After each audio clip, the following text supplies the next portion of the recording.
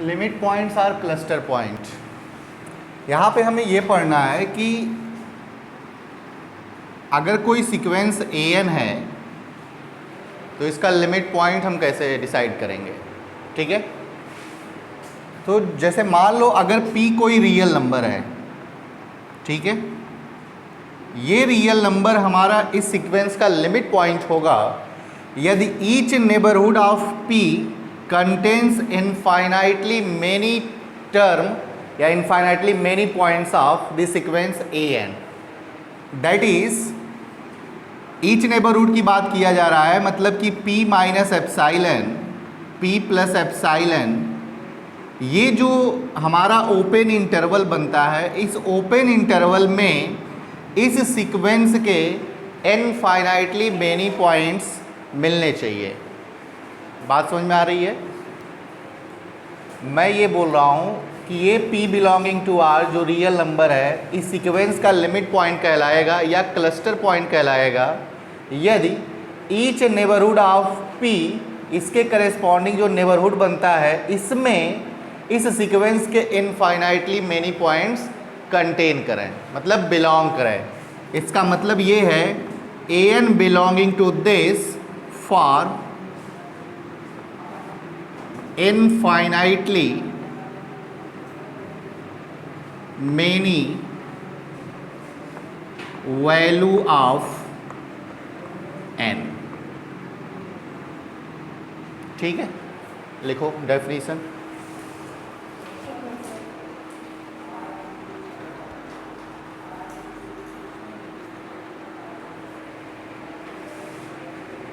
लिखो a real number p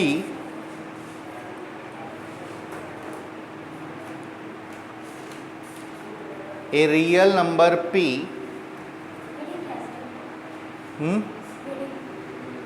limit points are cluster points।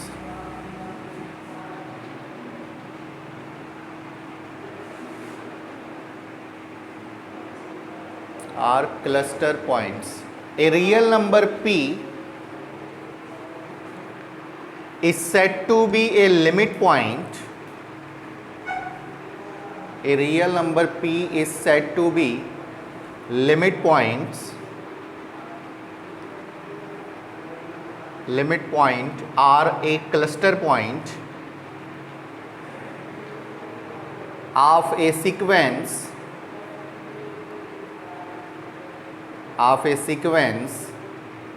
if every neighborhood of a small p, every neighborhood of a small p, जब neighbourhood बोला ना तो NBD लिख दिया करो, NBD शॉर्ट फॉर्म। ठीक है, every neighbourhood of A small p contains an infinite number of elements, contains an infinite number of elements of the given sequence, full stop.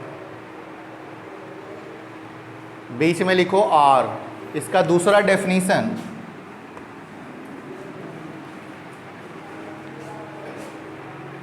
a real number small p is a limit point।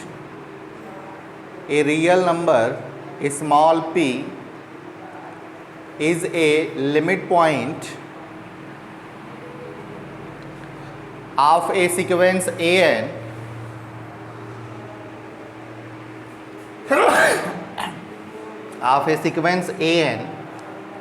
if for any epsilon greater than 0, if for any epsilon greater than 0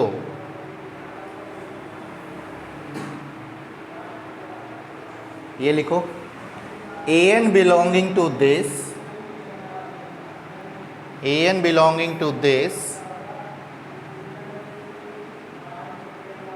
for infinitely many value of n, for infinitely many value of n।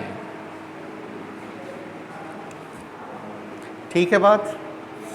एक line में बस याद करो कि कोई भी real number small p sequence an का limit point कहलाएगा यदि उस p के करेस्पॉन्डिंग बनने वाला जो हमारा ओपन इंटरवल है, इस ओपन इंटरवल में इस सीक्वेंस के इनफाइनाइटली मेनी पॉइंट्स मिलने चाहिए। लिमिट और लिमिट पॉइंट्स में दोनों में बहुत अंतर है, ठीक है। यहाँ पे हम बात कर रहे हैं limit point of this sequence की, और इसके पहले जो हमने पढ़ा था वो था हमारा लिमिट, और लिमिट का डेफिनेशन मैंने आपको बताया था वहाँ पे बहुत अच्छे से, ठीक है। उम्मीद करते हैं भूल भी गया होगा, ठीक है ना। भूलते रहो, आगे बहुत दिक्कत होगी। जैसे जैसे आगे बढ़ोगे वैसे रियल एनालिसिस कठिन होता रहेगा। कठिन तब नहीं लगेगा जब पीछे की सारी चीज़ें आपको याद है। पढ़ के आए हो रियल घर से, कुछ पढ़े, तब ठीक है। आप एक नोट लिख लो, एक नोट लिखो। A real number p is not a limit point. A real number p is not a limit point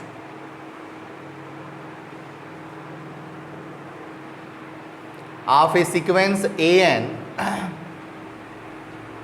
of a sequence an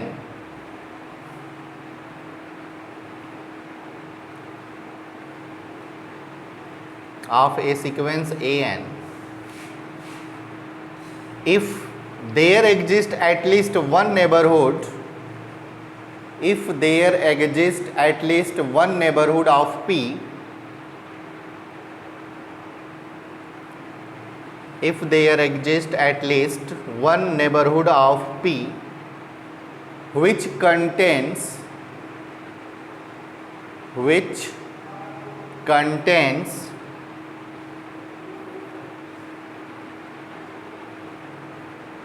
only finite number of elements, only finite number of elements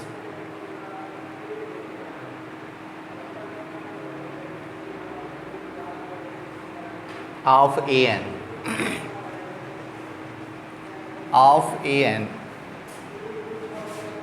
देखो इसके पहले वाले में क्या था कि हम each neighbourhood of p की बात कर रहे थे, ठीक है ना। ईच नेबरहुड ऑफ p, यहाँ पे ये कहा जा रहा है कि अगर ये रियल नंबर p इस सीक्वेंस का लिमिट पॉइंट नहीं है तो ये होना ज़रूरी है कि कम से कम एक ऐसा ओपन इंटरवल मिल जाए, या दूसरे शब्दों में कम से कम एक ऐसा नेबरहुड मिल जाए जिसमें इस सीक्वेंस के फाइनाइट नंबर ऑफ टर्म ही मौजूद हो।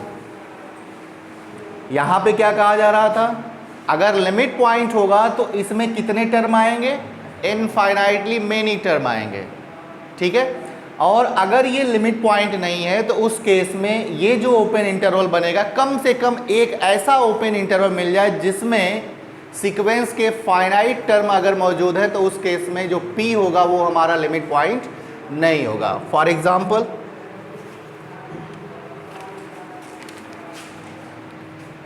1 plus -1 to the power n, दूसरा -1 टू द पावर n, तीसरा 1 by n, next n square -1 to the power n 1 plus 1 by n, बस।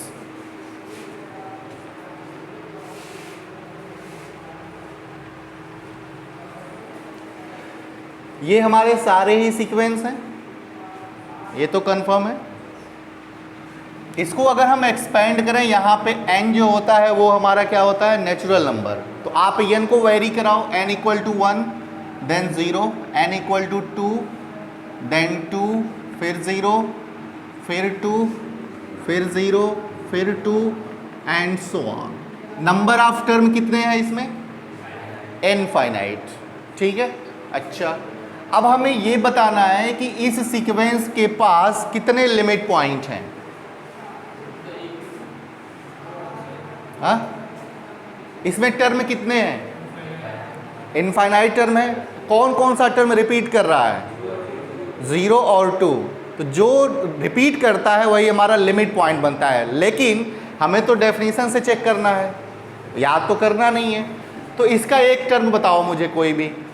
0 ले लिया जाए। अगर हम 0 कंसीडर किए, बिल्कुल डेफिनेशन अप्लाई करो, तो इस 0 के करस्पॉन्डिंग जो नेबरहुड हमारा बनेगा, यहाँ पे p की जगह पे 0 पुट करो, तो 0 माइनस एप्साइलन 0 प्लस एप्साइलन। ठीक है बात। अब ये जो हमारा एक्चुअल में है वो है क्या? माइनस एप्साइलन और epsilon. Epsilon is the very smallest quantity but positive. Epsilon की कोई एक वैल्यू बताओ।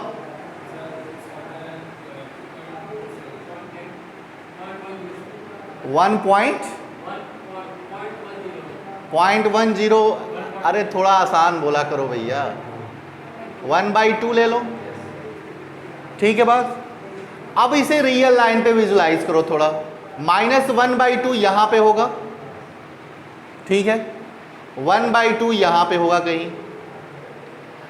अब बताओ, इसमें -1/2 और 1/2 के बीच में क्या इस सीक्वेंस के इनफाइनाइटली मेनी टर्म यहां पे हैं? सोचो, ये सोचना ही है। अच्छा, तो 0 आएगा कि नहीं? बीच में आएगा। और वो 0 वहां पे कितनी बार है? इनफाइनाइटली मेनी बार है। तो फिर हो गया ये हमारा लिमिट पॉइंट। ठीक है ना। हम जो 0 लेकर के चले थे, p = 0, तो ये 0 जो हो गया इस सीक्वेंस का क्या हो गया? लिमिट पॉइंट हो गया। क्लियर है बात कि अभी भी कोई डाउट है? चलें आगे।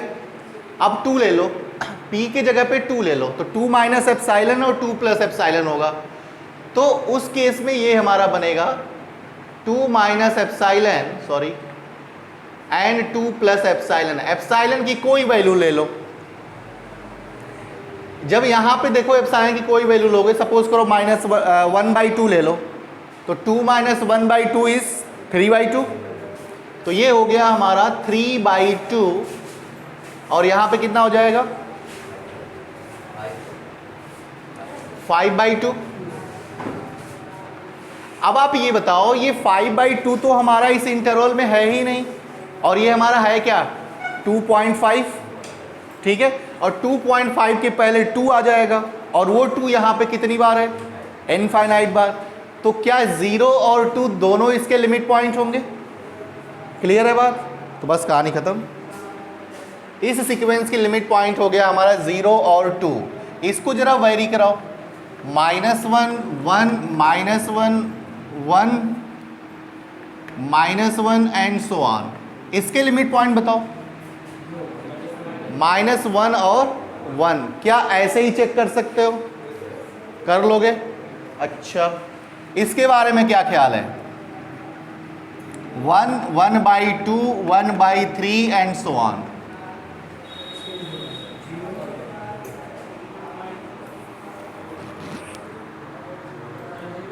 चेक किया जाए।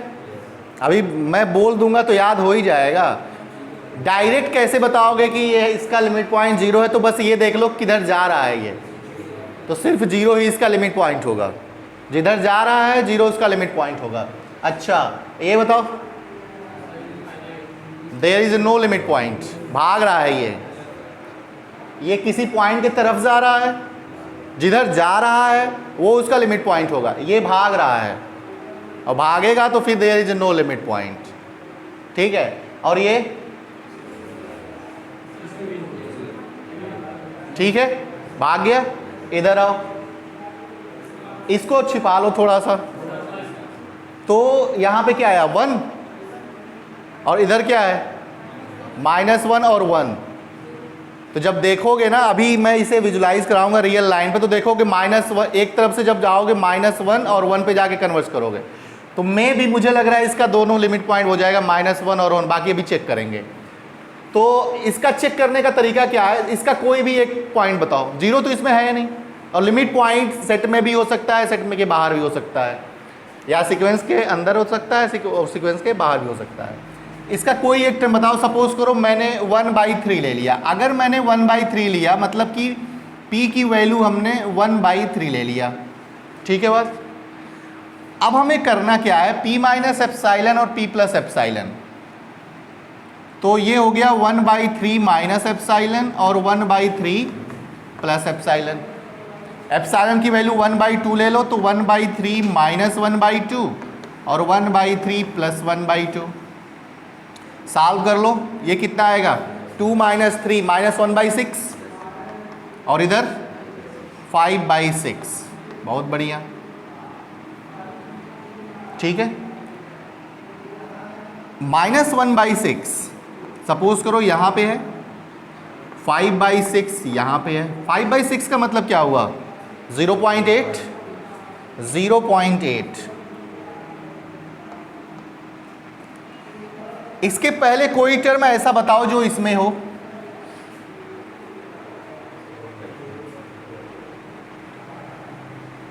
बोलो।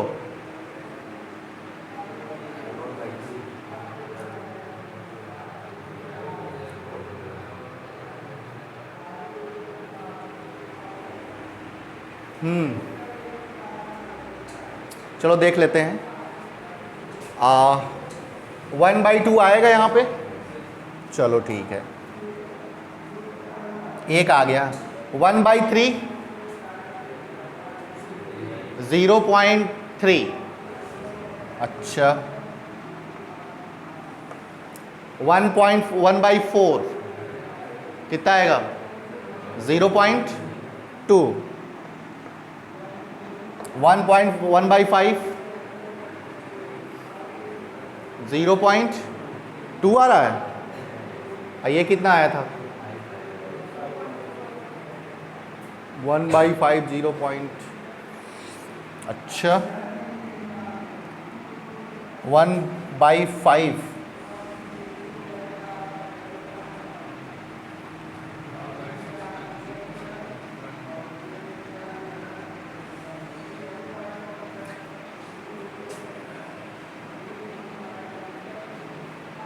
1/2 और 5/6। 5/6 बड़ा है, अच्छा।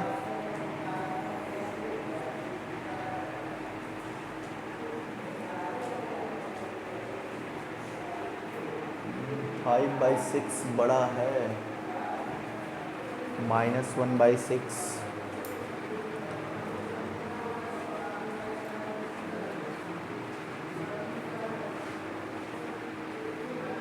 ये दोनों लिख लो पहले।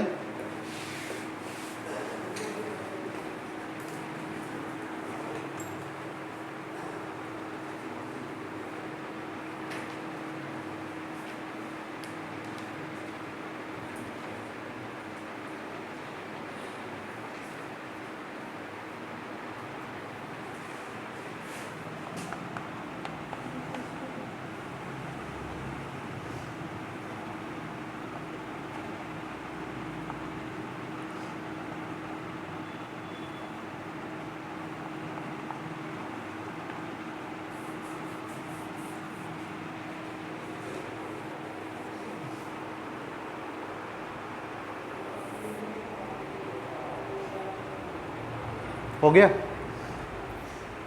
दोनों के लिए लिख लेना लिमिट पॉइंट।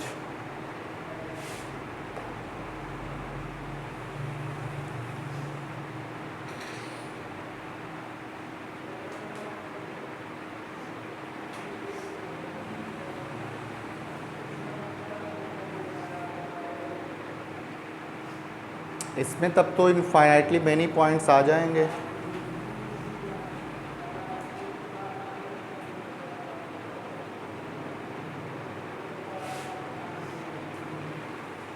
चलो सोचता हूँ इसको थोड़ा। तीसरे वाले में भी लिख लेना आगे, it has 0 is only limit point. इसको मैं कल बताता हूँ थोड़ा सोच के।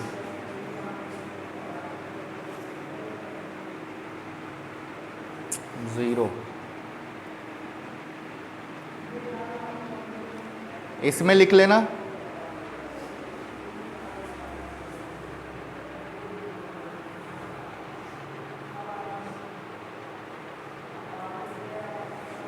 ज़रा देखो इसे जब हम वेरी कराएंगे तो ये क्या बनेगा, 1 2 3 एंड सो ऑन, सारे नेचुरल नंबर बनेंगे। और जब हम ओपन इंटरवल बनाएंगे, सपोज करो इसका आर्बिटरी टर्म ले लो कोई भी a, ठीक है, तो a बिलोंग करना चाहिए, सॉरी a माइनस एप्साइलन और a प्लस एप्साइलन जब हम बनाएंगे, ठीक है, तो a माइनस 1/2 और a प्लस 1/2, ठीक है। सपोज करो a का कोई एक पर्टिकुलर वैल्यू ले लो, सपोज करो 1, तो 1 माइनस 1/2 एंड 1 प्लस 1/2, ठीक है। अच्छा, तो ये कितना आ जाएगा 1/2 और ये आ जाएगा हमारा 3/2। इसके बीच में 1 आएगा और 1 यहाँ पे है, ये हमारा 0.5 है और ये हमारा 1.5 है। यहाँ पे 1 के बाद 2 है, तो 2 तो आएगा ही नहीं, यहाँ के सारे ही टर्म गायब हो गए। यानी कि ये हमारे पास एक ऐसा नेबरहुड बन रहा है 1 के करेस्पॉन्डिंग, जिसमें सिर्फ और सिर्फ एक ही टर्म हमारा क्या मिल रहा है, एक ही टर्म इस सीक्वेंस का यहाँ पे मिल रहा है। और डेफिनेशन क्या कहता है कि कोई भी रियल नंबर p हमारा सीक्वेंस का लिमिट पॉइंट कहलाएगा यदि each neighbourhood of p contains infinitely many value, infinitely many term of the sequence an, ठीक है। और अगर लिमिट पॉइंट नहीं है तो क्या होगा, कम से कम एक ऐसा नेबरहुड बनेगा जिसके करेस्पॉन्डिंग या जिसमें सीक्वेंस का केवल फाइनाइटली टर्म ही एग्जिस्ट करेंगे। जैसे यहाँ पे सिर्फ एक ही टर्म कॉमन हो रहा है, इसलिए ये जो हमारा 1 है वो इसका लिमिट पॉइंट नहीं होगा। ऐसे 2 ले लो, अगर हम कह दें कि a आर्बिटरी है तो उस केस में ये हमारा क्या बनेगा, लिमिट पॉइंट नहीं बनेगा, ठीक है। तो इसके आगे लिख लेना, the sequence this has no limit point, the sequence this has no limit point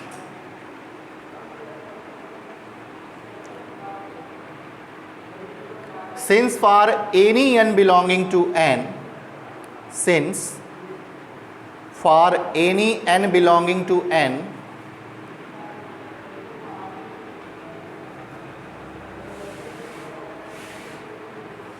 n belonging to capital N, कामा, ऐसे लिख लेना, n minus 1/10 and n plus 1/10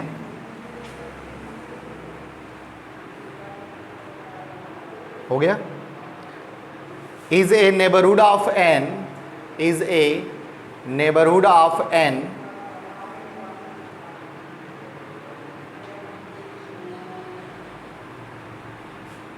neighborhood of n which contains no element of the given sequence, which contains no elements of the sequence except n, except n,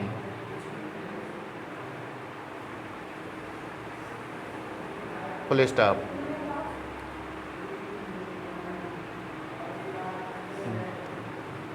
contains no element of the given sequence except n, full stop। हो गया। Indeed, INDEED, indeed, if p is any real number, if p is any real number, then a neighborhood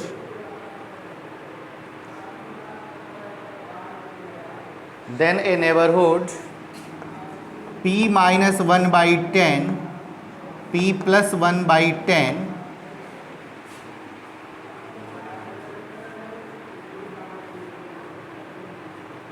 of p does not contain, of small p does not contain infinite number of element of, infinite number of infinite number of elements of sequence n, infinite number of sequence n.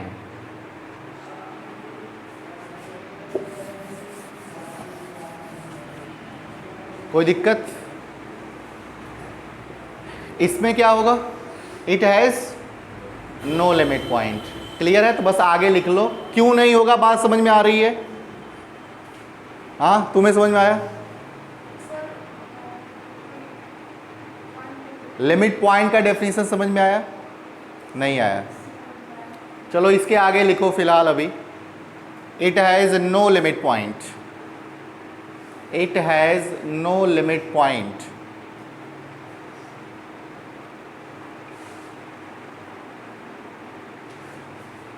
हो गया?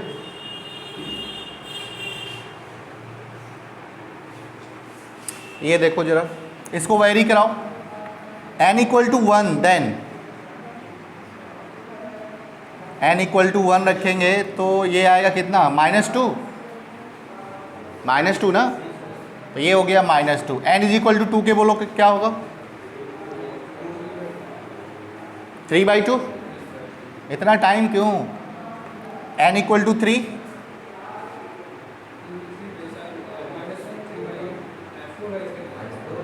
-4/3 and so on. कर सकते हो आगे? अब इसमें सिर्फ और सिर्फ इसके दो ही लिमिट पॉइंट बनेंगे, -1 और 1। एक तरफ से देखोगे आप, आगे वैल्यू फाइंड कर लो 3 के आगे भी, मैं पूछूंगा अभी।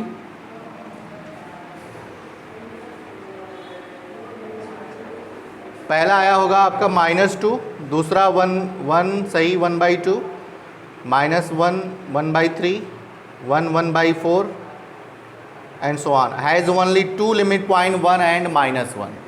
ठीक है? जब रियल लाइन पे रखोगे ना तो देखोगे कि 1 और -1 की तरफ अप्रोच कर रहे हो। ठीक है? और 1 और -1 को लेकर के जब इसे सॉल्व करोगे तो देखोगे कि इस सीक्वेंस के इनफाइनाइटली मेनी टर्म्स और नेबरहुड में मौजूद होंगे। ठीक है? बुक में ऐसे लिखा हुआ है, जैसे 3/2 तो 1 1/2। इसके अगला टर्म क्या होगा? इसके बाद वाला ऐसे बनेगा 1 1/3। फिर इसके आगे क्या बनेगा? 1 1/4। तो ये किधर टेंड कर रहा है? 0 की तरफ। और इस 1 को हम ऐड करते हैं। ठीक है? तो ये ओवरऑल किधर टेंड करेगा? बोलो, 1 की तरफ। ठीक है? और उसी तरीके से जब इसको भी लिखोगे तो वो भी हमारा -1 की तरफ टेंड करेगा। ठीक है? तो अब 1 को लेकर के जब नेबरहुड बनाओगे 1 - एप्सिलॉन 1 + एप्सिलॉन, तो इसमें इस सीक्वेंस के इनफाइनाइटली टर्म यहाँ पे मिल जाएंगे। -1 लेकर के चलोगे तो -1 - एप्सिलॉन -1 + एप्सिलॉन। अगर -1 लेकर के चलोगे तो उस केस में भी इसके इनफाइनाइटली टर्म सीक्वेंस आपके मिल जाएंगे। ठीक है? तो ये रहे हमारे एग्जाम्पल्स। मैं फिर से डेफिनेशन एक बार रिपीट करता हूँ। अगर कोई p हमारा रियल नंबर है,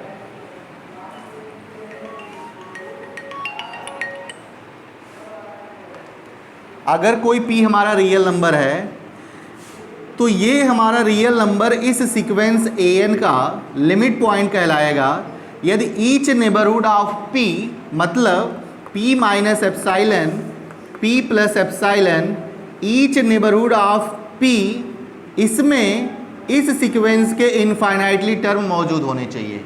फाइनाइट नहीं, इनफाइनाइट। अगर फाइनाइट होगा तो उस केस में हमारा p जो होगा वो लिमिट पॉइंट नहीं बनेगा। अगर इनफाइनाइटली टर्म इस सीक्वेंस के यहाँ पे हैं तो उस केस में ये हमारा लिमिट पॉइंट बन जाएगा। ठीक है? तो ये सीधा सा डेफिनीशन है और ये हमारे कुछ एग्जाम्पल। एक थ्योरम करते हैं।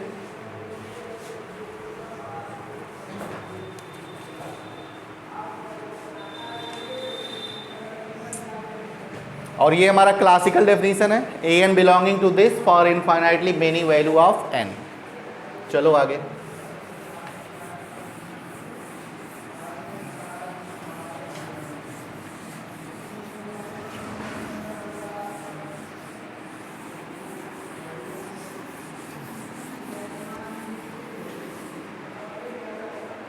जो क्वेश्चन मैंने दिया था पिछले टर्न पे लगा लिए सवाल या नहीं?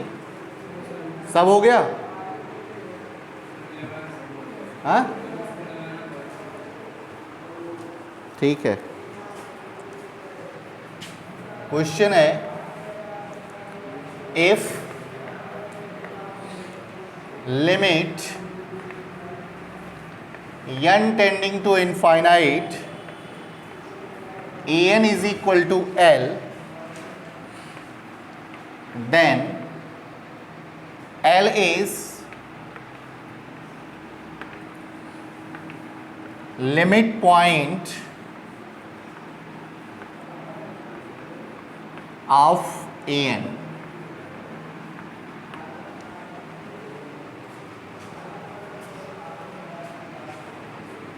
ठीक है,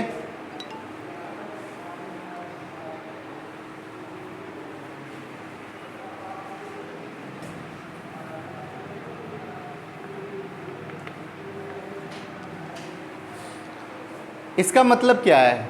जो अभी हम 1/n जो कर रहे थे कि उसका लिमिट पॉइंट क्या आ रहा था? 0।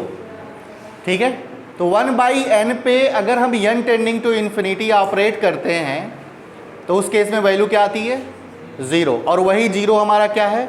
Limit point. तो सेम वही क्वेश्चन यहाँ पे है कि अगर limit n tending to infinity an is equal to L आता है तो वो L जो होता है वो हमारा क्या होता है?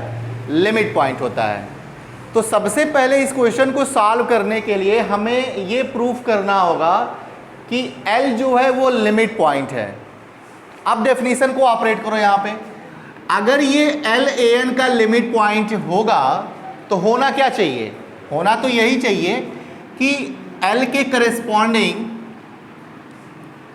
L minus epsilon L plus epsilon बनना चाहिए और AN बिलोंग करना चाहिए इसमें फॉर इनफाइनाइटली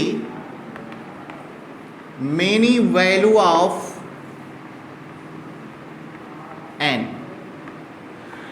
यही तो डेफिनेशन है। तो पहले हमें यह प्रूफ करना है कि L जो होगा वो हमारा लिमिट पॉइंट होगा। ठीक है, तो लिख लो। फर्स्ट ऑफ ऑल, मैं बोल रहा हूं, लिखो। First of all we show that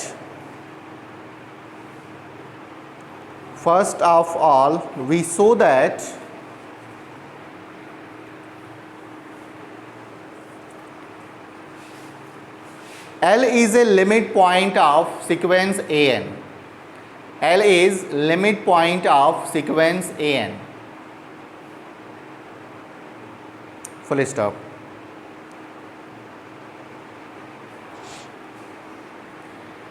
अब लिखो, since limit n tending to infinity an is equal to L, this implies that, convergent sequence का डेफिनेशन बताओ।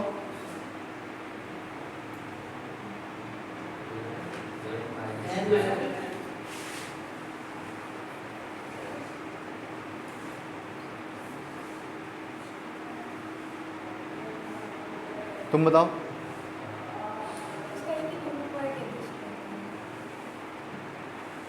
क्लासिकल डेफिनेशन बताओ।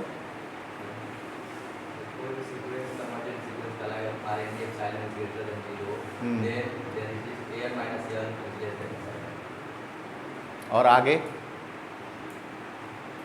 For all n greater than or equal to m। पढ़ नहीं रहे हो तुम लोग? हाँ, अब इसके बाद क्या होगा ये याद थोड़ी ना करना है। डेफिनेशन अगर क्लियर है तो रियल आपको बिल्कुल आसान लगेगा, अगर नहीं क्लियर है तो बिल्कुल डाउट है सब कुछ। ठीक है, तो कोई डाउट हो तो पूछ लिया करो। ठीक है, this implies that epsilon greater than 0, ऐसे लिखो, for given epsilon greater than 0 there exists a positive integer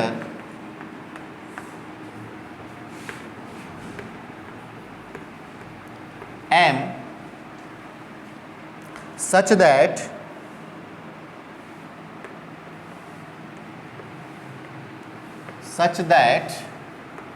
mod an minus L is less than epsilon for all n greater than or equal to n. बस, this is the classical definition of convergent sequence.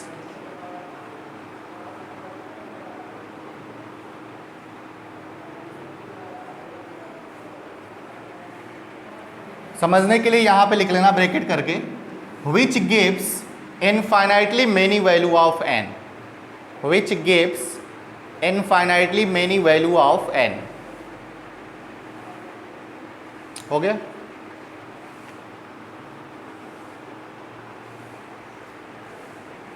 अब आपको एक बात पता है कि अगर mod x less than a है तो इसे हम क्या लिख सकते हैं बताओ? Minus a is less than x is less than a. घोड़े वाली बात याद आ रही है? बताया था मैंने? नहीं। अगर mod x less than a है तो उस केस में minus a is less than x is less than a हम लिख सकते हैं। तो ये अप्लाई करो यहाँ पे, तो ये क्या हो जाएगा? This implies that minus epsilon is less than a n minus L is less than epsilon for all n greater than or equal to m. ठीक है?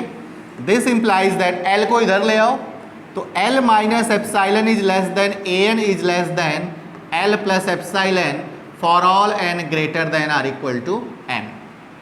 क्लियर है बात? अच्छा, क्या ये ओपन इंटरवल का डेफिनेशन है? ओपन इंटरवल का डेफिनेशन है, और ओपन इंटरवल का डेफिनेशन है तो क्या हम इसे ऐसे लिख सकते हैं? A n belongs to l minus epsilon l plus epsilon. ठीक है? For infinitely many value of n. ठीक है? क्या ये सीक्वेंस के लिमिट पॉइंट्स का डेफिनेशन है? अगर इनफाइनाइटली मेनी वैल्यू के लिए ये कंडीशन सेटिस्फाई हो रही है तो ये एल हमारा क्या होगा? लिमिट पॉइंट होगा। तो this implies that L is limit point,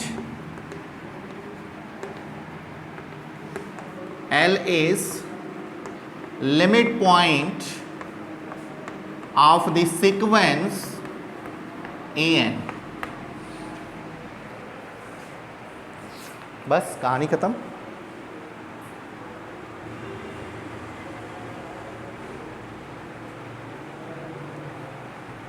ठीक है?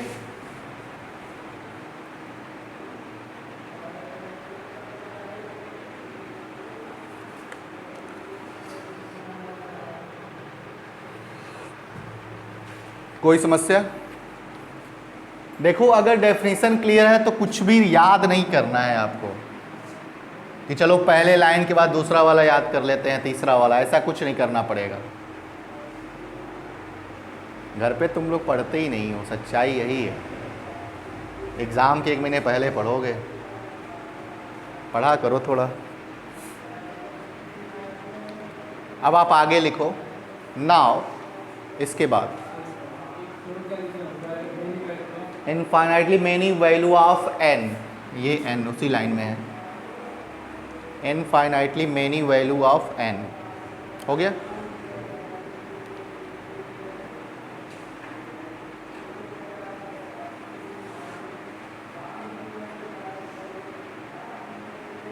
बोला है आगे? अब लिखो नाउ वी सो दैट, नहीं इसी के आगे, नाउ हमें ये प्रूफ करना है कि ये एल जो होता है वो यूनिक होता है। कहा नहीं है, बट आगे अगर ये पूछ दे कि ये भी सिद्ध करो कि ये हमारा एल यूनिक है, तो यूनिकनेस आपको प्रूफ करने आता है। मैंने शुरू में बताया था कि अगर कोई सीक्वेंस कन्वर्जेंट है तो जिस पे कन्वर्ज करता है वो पॉइंट हमारा यूनिक होता है। तो हमने कैसे प्रूफ किया था? एल और एल डैश 2 पॉइंट लिया था और हमने ये कहा था कि सीक्वेंस इन दोनों पॉइंट पे कन्वर्ज कर रहा है। अगर कन्वर्ज कर रहा है तो उस केस में सिंपली हम डेफिनेशन अप्लाई करेंगे। आपको याद होगा एप्सिलॉन बाई 2 लेकर के चले थे। ठीक है? एल और एल डैश दोनों के लिए क्लासिकल डेफिनेशन अप्लाई करेंगे, ठीक है। और आपको ये भी याद होगा कि n1 greater than or equal to m या n2 greater than or equal to m रहा होगा, ठीक है। और फिर n1 n2 का मैक्सिमम लिया गया था, ठीक है। उसके बाद से l minus l dash mod आप कैलकुलेट किए थे, कर लोगे? वही चीज़ें पूरा यहाँ पे आपको नोट करना है, कर लोगे या मैं करवा दूँ? बोलो, हो जाएगा? तुम लोग बोल ही नहीं रहे हो, लिखो। Now we show that if L dash be any other limit point, now we show that if L dash be any other limit point of an, then L is equal to L dash, then L is equal to L dash.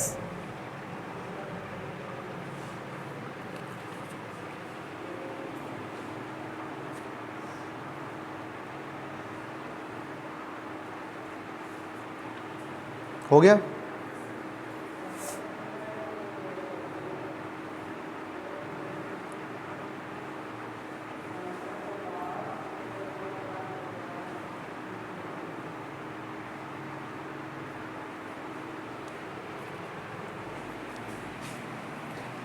Since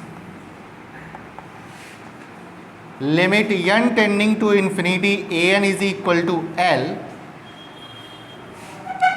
this implies that, यही line लिखना है, for given epsilon greater than 0 there exists a positive integer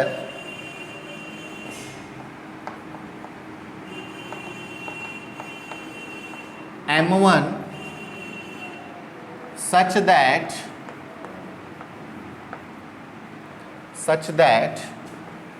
mod an minus L is less than epsilon by 2 for all n greater than or equal to m1, ठीक है। and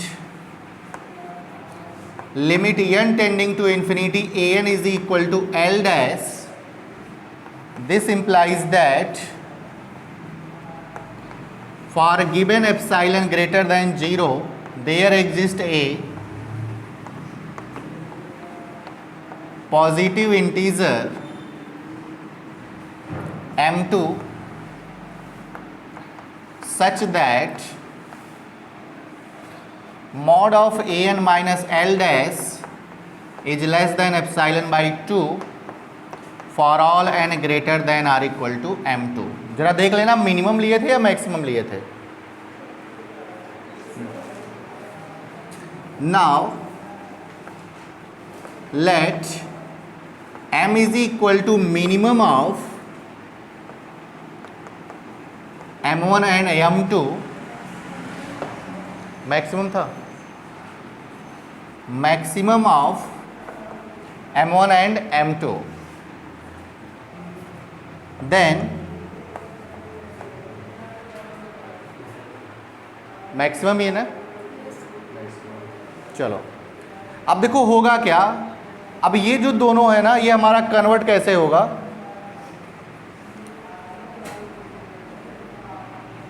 इसको 1 कर लेना, इसको 2 कर लेना, then inequality 1 and 2 become mod an minus L is less than epsilon by 2 for all n greater than or equal to m, and mod an minus L dash is less than epsilon by 2 for all n greater than or equal to m। ठीक है, हमें proof करना है कि L और L dash दोनों unique है। तो now mod L minus L dash को कैसे लिख सकते हैं? L minus an plus an minus L dash लिख सकते हैं। और आपको पता है कि मॉड a प्लस b क्या होता है? Less than or equal to mod a plus mod b, तो इसे हम ऐसे लिख सकते हैं less than or equal to a n minus l plus a n minus l dash. ये value less than epsilon by 2 है, जरा देखो यहाँ पे, तो this is less than epsilon by 2 plus epsilon by 2 and this is equal to epsilon. ठीक है, सो L minus L dash is less than epsilon. Here epsilon is arbitrary small which is tending to 0, that is mod L minus L dash is equal to 0 या L is equal to L dash। यहाँ तक note करो।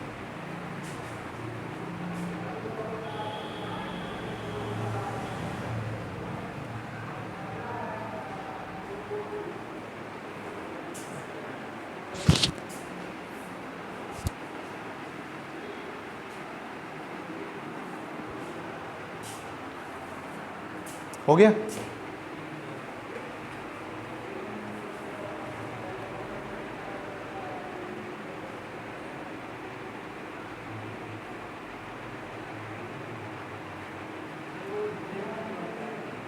हाँ,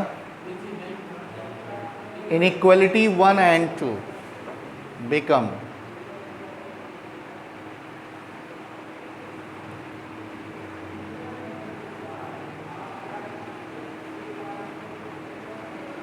हो गया?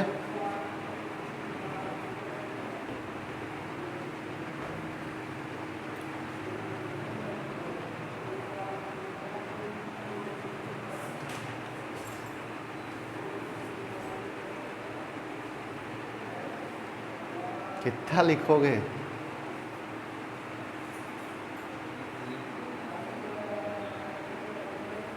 मिटाए?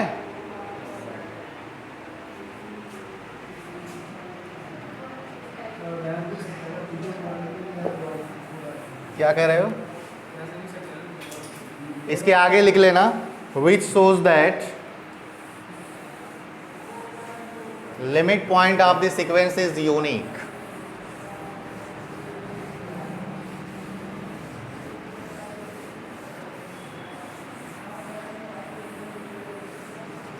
Questions का seat मिला है कि नहीं आप लोगों को? हाँ, अभी नहीं मिला।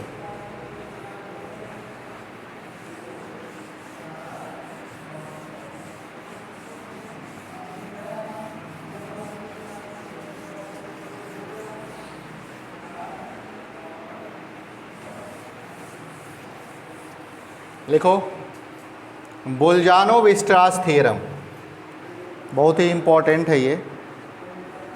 बोल्जानो-वीस्ट्रास थ्योरम।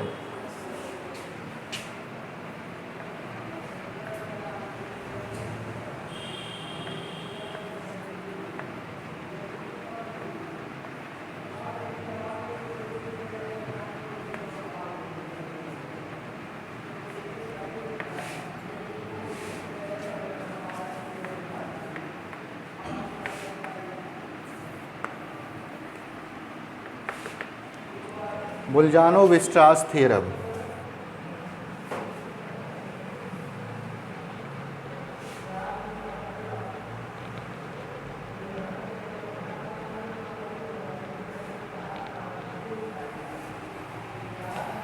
स्टेटमेंट है एवरी बाउंडेड सीक्वेंस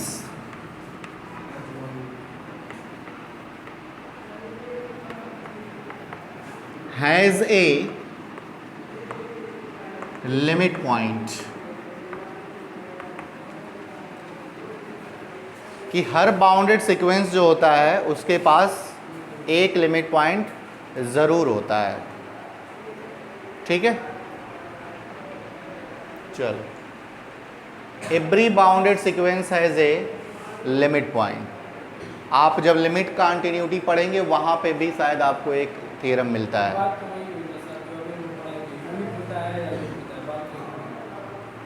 इसे प्रूफ करना है कि बाउंडेड सीक्वेंस जो होता है उसके पास एक लिमिट पॉइंट जरूर होता है, ठीक है। कोई ऐसा सीक्वेंस बताओ जो बाउंडेड हो, उसके पास एक लिमिट पॉइंट हो।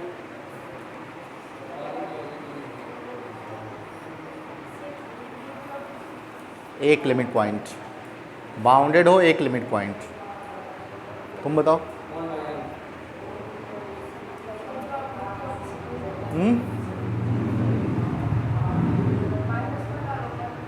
तो उसके पास तो 2 लिमिट पॉइंट है। 1 + 1 अपान n ले लो, 2 + 2 अपान n ले लो, एक ही आएगा। बना लिया करो,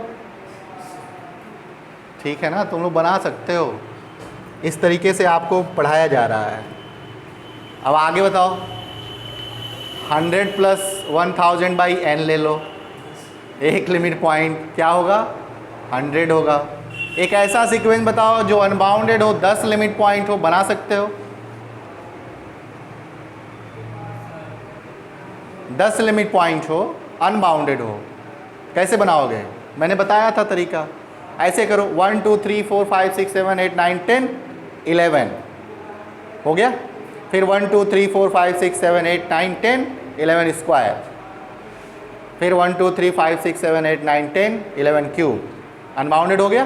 भाग रहा है उधर, और ये कितने रिपीट कर रहे हैं, 1 से लेके 10 तक, तो 10 लिमिट पॉइंट हो गया और अनबाउंडेड हो गया। बस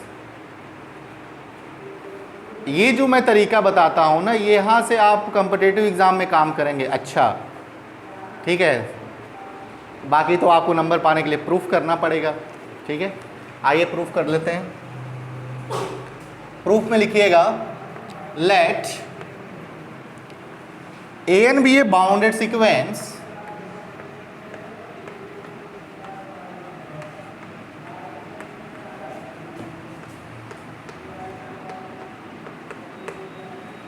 मान लिया मैंने कि an जो है वो कैसा सीक्वेंस है, बाउंडेड है।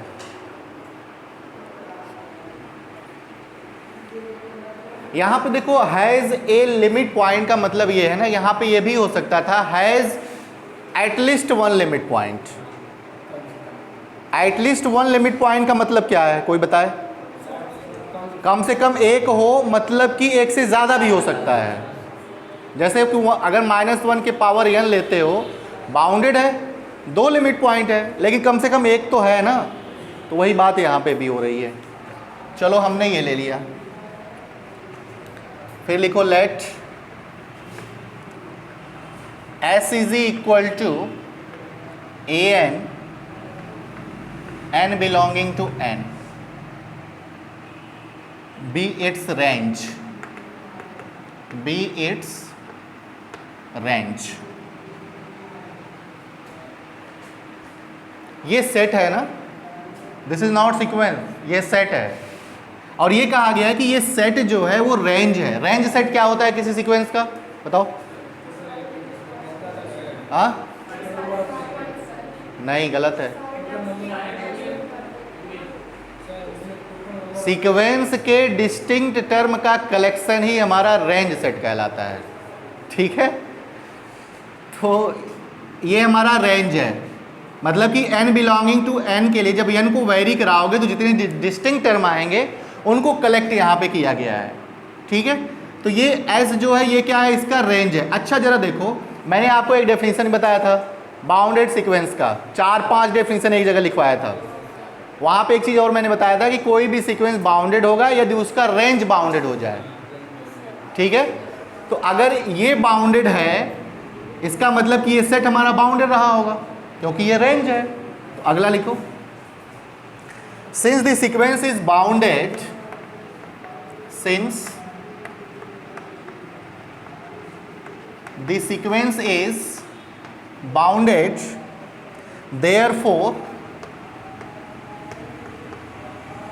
therefore its range is bounded, range S is also bounded। कोई दिक्कत इस लाइन में? सीक्वेंस बाउंडेड है तो उसका रेंज बाउंडेड होगा। अब लिखो केस फर्स्ट, एक चीज़ और मैंने बताया था कि जब सीक्वेंस का रेंज बनाते हो तो या तो रेंज फाइनाइट हो सकता है या इनफाइनाइट हो सकता है, दो पॉसिबिलिटी बनेगी।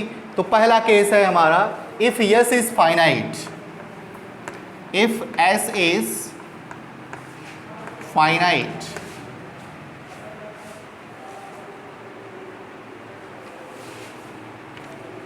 If S is finite,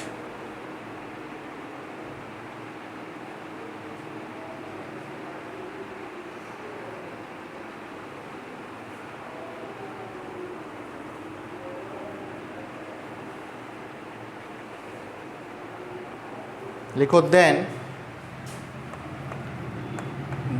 there exist, there must exist, there must exist at least, time क्या हो रहा है,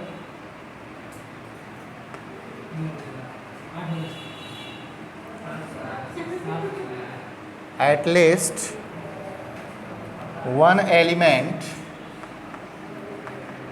alpha belonging to S, शांत रहो, such that an is equal to alpha for an infinite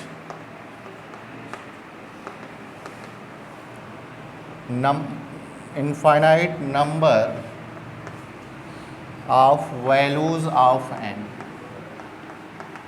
next कल यहीं से स्टार्ट करेंगे केस फर्स्ट से। बंद कर दो उसको।